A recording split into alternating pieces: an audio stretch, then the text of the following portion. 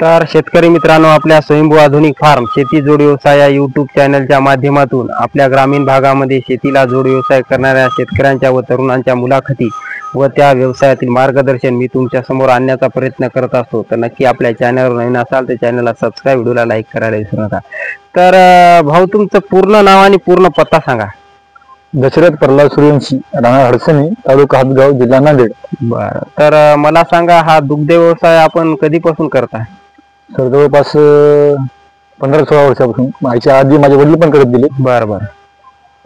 तुमचा पारंपरिक दुग्ध व्यवसाय आहे आणि तुम्ही आता लक्ष घालायला सुरुवात केली आहे की नाही? बरं, तर आता आपल्याकडे एकंदरीत किती म्हशी आहेत?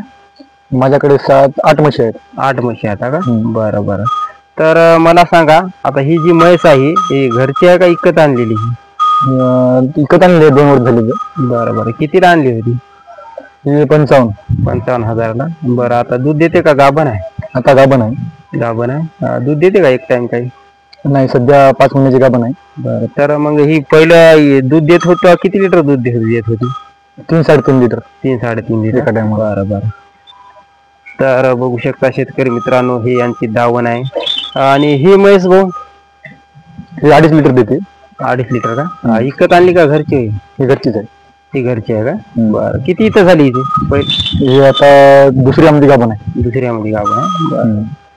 मग किती लिटर दूध देईल? आणि पहिले त्याला 2.5 लिटर दिले समजा. बरं बरं. असं का? आणि ही म्हैस ही घरचीच आहे, म्हातारी झालेली आहे. बरं बरं. ही एका टायमाला 4.5 लिटर देते. 4.5 लिटर. बरं. आणि ही पलीकडली म्हैस ही पण घरचीच आहे. इथेच वगैरे आहे. इथंच वगैरे आहे का? बरं बरं. ही आता गाभण आहे का दूध देते? ही आता एका टाइम आलेली आहे. गाभण आहे 2 महिने, 2.5 महिने. बरं. ही किती लिटर दूध देत गेली 2 टायमाला पहिले? हिचं एका टायमाला 4 लिटर आहे. एका टायमाला. बरं बरं. आणि ही म्हैस? ही पण घरचीच आहे. घरचीच आहे का? बरं. तर ही आता दूध देते, गाभण आहे? दूध देते, आता नेमकी केलेली आहे. किती देते दूध? 3-3 लिटर. 3-3 लिटर. बरं बरं. आणि ही पलीकडली म्हैस मग? हे 4-4 लिटर देते. 4-4 लिटर. घरचीच आहे का? नाही, घरची नाही, इथे घेतलेली आहे. 2 वर्ष झाली. बरं. कितीला घेतली? ही 60,000. 60,000ला. बरं बरं. तर शेतकरी मित्रांनो, हे बघू शकता, यांचा दुग्ध व्यवसाय पूर्वीपासूनच हा पारंपरिक दुग्ध व्यवसाय आहे आणि जास्त करून घरच्याच आपल्या म्हशी हाताळल्या जास्त आहे की नाही? हो. बरं. आणि हा शेड बघू शकता, यांचा शेड इथं कुटार आहे, कुट्टी मशीन आहे. तर मला सांगा, शेड कधी बांधलाय? गेल्या वर्षी बांधला. गेल्या वर्षी. बरं. किती खर्च आला असेल शेडला? जवळपास तर सर घरीच टाकल्यामुळे पत्रे पूर्ण उरले होते. त्याच्यामध्ये शेड मारला. जवळपास 2 लाख रुपये खर्च आला. जवळपास 2 लाख आहे की नाही? घरचेच पत्र होते. बरं बरं. तर बघू शकता, या अशा प्रकारे जाळ्यापासूनच यांनी गव्हाण केलेली आहे. हे जाळे का असे उरलेले होते का? पहिल्या शेडचे होते, साधे पत्र होते. पहिले साधे शेड होते. बरं बरं. तर मग आता कुटार सगळं भरून ठेवता का अर्ध? सध्या तर आता चालूच ठेवलंय. आम्ही हरभऱ्याचा स्टॉक जास्त मारतो. हरभऱ्याचा? हरभऱ्याचा, सोयाबीनचा, कुटाराचा. सॉरी, हरभरा कुटार आहे की नाही? बरं. तर ही कुट्टी मशीन कधी आणली होती आपण? 3 वर्ष झाली, 3-4 वर्ष. बरं. कितीला आणली होती? 32,000. 32,000. बरं. आता 3 वर्षात काय प्रॉब्लेम तिला? काहीच प्रॉब्लेम नाही. काहीच नाही. बरं बरं. तर बघू शकता शेतकरी मित्रांनो, इकडं यांची फुलशेती पण आहे. फुलशेतीचा पण आपण एक व्हिडिओ बनवता. आणि इकडं हे बघू शकता, चारा नियोजन. हे आपल्याकडे आता जमीन किती आहे भाऊ इथे? आता इथं 3 एकर जवळपास आहे. तिकडे खाली 1.5 एकर आहे. बरं. काही हातगाव हॉटेल आहे. बरं बरं. तर मग आता या एवढ्या जनावरांसाठी चारा किती आहे? जवळपास 10 गुंठे असेल. 10 गुंठे. बरं बरं. चाऱ्यामध्ये कोणकोणते चारे आहेत? गजरा, गवत, मक्का आणि गजरा. बरं बरं. हे इकडे चारा आपला दिसायला? हे आपलं. बरं बरं. तर बघू शकता शेतकरी मित्रांनो, हा तरुण युवा उद्योजक, हे बघू शकता फुलशेती आहे. तिकडे पण गुलाब आपला आहे का? हो. बरं बरं. तर बघू शकता अशा प्रकारे नियोजन हे घरी खाण्यासाठी. तर आपल्याकडे ते हल्ल्या पण दिसायला? हो. ते हल्ल्या घरचंच आहे का? घरचाच आहे. बरं. तर मग आता तू म्हणजे बाहेरच्या म्हशी पण घेता काय? हे कराय नाही? सध्या तर नाही, पण विचार चालू आहे शेडचं काम पूर्ण फायनल झाल्यावर. म्हणजे आणखीन मोठा करायचा का? बरं. दूध व्यवसाय मोठा कर. तर मला सांगा, एकंदरीत आता आपल्याला याच्यातला किती म्हशी दूध देत होता? 3 म्हशी. 3 म्हशी. बरं, तर मग आता डेअरीला दूध देता का हा वरवा? नाही, डेअरीलाच. डेअरीला. मग आता किती हप्ता येते आपला? जवळपास 7,000-8,000 हप्ता येते समजा. बरं, आणि ढेप वगैरे ठेवता का?